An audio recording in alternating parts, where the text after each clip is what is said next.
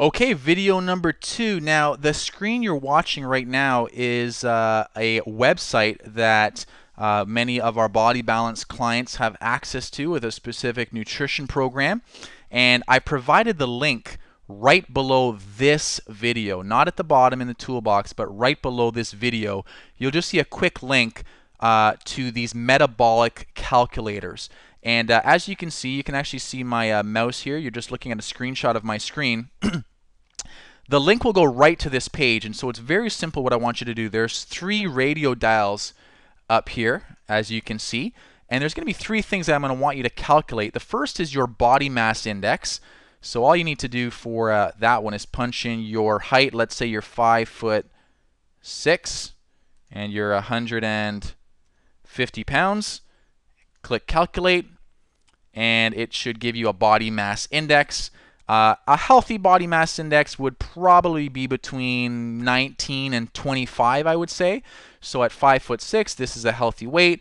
But what this doesn't take into account is your body composition, what that weight is made of. So we don't want to put a whole lot of stock into the body mass index. However, it can be a generic tool that is useful to some. Now, if we go to the next radio dial, you'll notice we're going to calculate resting metabolic rate. Now, the same information has already been carried forward. So I'm 5'6", I'm 150 pounds, and let's say I'm 40 years old. This is just a hypothetical imaginary person, by the way. And let's say I'm a female, and I click calculate, and I've just calculated my resting metabolic rate. Now, your resting metabolic rate, those are the number of calories that your body is going to burn every single day before you do anything.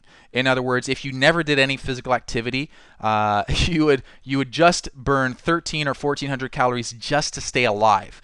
And so that's your resting metabolic rate. Now, if we go to the final radial dial here, and by the way, I want you to write these numbers down. So before we move on, you can write down your body mass index, although that's probably the least important of the 3. I do want you, though, to write down your resting metabolic rate. So that's this number here, the 1,300, or whatever your number is. And then we're going to calculate, finally, the daily caloric needs. So I'm just going to scroll down a little bit here.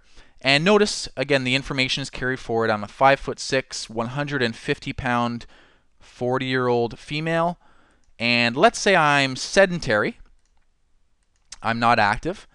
I'm probably going to burn about 1,640 calories every single day. Now you say, well, what's the difference between my resting metabolic rate and my daily caloric needs?